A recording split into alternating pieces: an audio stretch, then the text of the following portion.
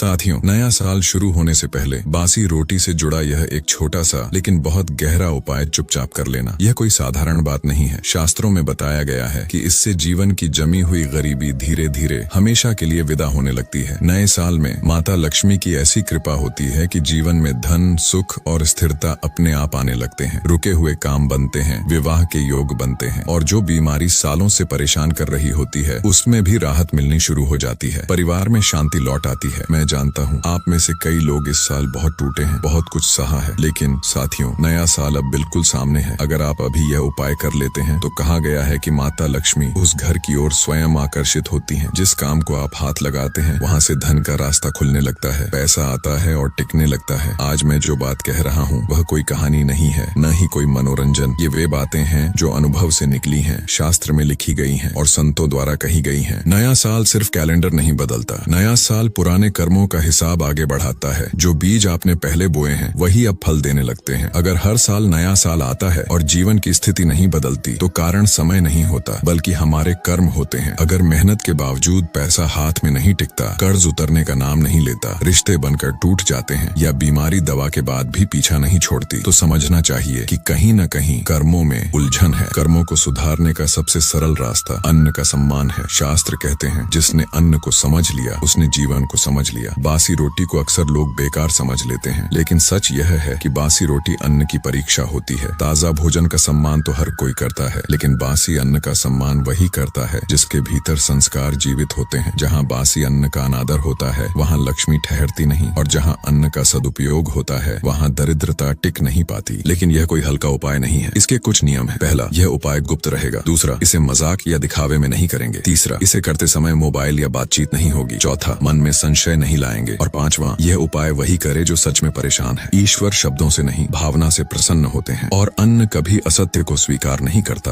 अब कर्ज की बात। कर्ज केवल जेब नहीं तोड़ता, मन और आत्मा को भी थका देता है। शास्त्र बताते हैं कि कई बार कर्ज पूर्व कर्मों का बोझ होता है। शनिवार की सुबह सूरज निकलने से पहले उठकर अपने घर की बची हुई बासी रोटी लें। उस पर थोड़े से काले तिल रखें। बिना किसी से बोले सीधे पीपल के पेड़ के पास जाएं। वहाँ रोटी रखकर मन ही मन कहें, हे कर्म फलदाता, मेरे जाने अनजाने किए गए कर्मों के बंधन अब हल्के कर दीजिए। मैं कर्ज नहीं, जिम्मेदारी निभाना चाहता हूँ। इसके बाद पीछे मुड़कर न देखें। धीरे धीरे रास्ते खुलने लगते हैं और पैसा टिकने लगता है। अब विवाह की बात। विवाह केवल दो लोगों का नहीं, दो कर्मों का मिलन होता है। यह उपाय सोमवार की रात किया जाता है। बची हुई बासी रोटी के दो भाग करें। एक भाग सुबह गाय को दें और दूसरा कौवे को। गाय करुणा की प्रतीक है और कौवा पितरों का संकेत। किसी खास व्यक्ति का नाम लेकर हठ न करें। बस यह भावना रखें कि जो मेरे लिए उचित हो वही जीवन में आए। समय के साथ रुके हुए रिश्ते चलने लगते हैं। अब गरीबी की जड़ समझिए। गरीबी केवल पैसों की कमी नहीं होती, यह एक संस्कार बन जाती है। बासी रोटी अन्न की अंतिम अवस्था होती है। गुरुवार या शनिवार की रात बासी रोटी लें, उस पर थोड़ा गुड़ और कुछ चावल रखें। आंखें बंद करके अपने जीवन की भूलों को स्वीकार करें। सूर्योदय से पहले गाय के आने जाने वाले मार्ग पर यह रोटी रख दें और मन में कहें, हे अन्नपूर्णा माता, मेरे जीवन से अभाव का भाव दूर कीजिए और मुझे योग्य बनाइए। पीछे न देखें। यह उपाय अमीरी का लालच नहीं देता, लेकिन गरीबी को टिकने नहीं देता। अब बीमारी की बात। बीमारी केवल शरीर की नहीं, विश्वास की भी परीक्षा होती है। यह उपाय रविवार की सुबह करें। बासी रोटी और थोड़ा गुड़ लेकर चींटियों के पास रखें और मन में कहें, हे जीवन देने वाले, मैंने अपने शरीर और अन्न का सम्मान नहीं किया। अब मैं यह बोझ छोड़ रहा हूँ। मुझे स्वस्थ होने की शक्ति दीजिए। धीरे धीरे मन हल्का होता है, दवाएं असर करने लगती हैं और शरीर संभलने लगता है। अंत में नए साल का संकल्प। पुराने साल की आखिरी रात बची हुई रोटी लें, उस पर थोड़ा गुड़, कुछ चावल और थोड़े तिल रखें। आंखें बंद कर कहें, जहाँ गलती हुई वहाँ सीख मिली, जहाँ टूटा वहाँ मजबूती आई। अब मैं नए साल में हल्के मन से प्रवेश कर रहा हूँ। अगले दिन सूरज निकलने से पहले यह रोटी पशु पक्षियों को खिला दें और पीछे न देखें। 2026 पूरी तरह परफेक्ट नहीं होगा, लेकिन संभालने लायक जरूर होगा। धन, स्वास्थ्य और रिश्तों में संतुलन रहेगा और सबसे बड़ी बात, मन मजबूत रहेगा। साथियों, यही असली समृद्धि है। आपका बहुत बहुत धन्यवाद।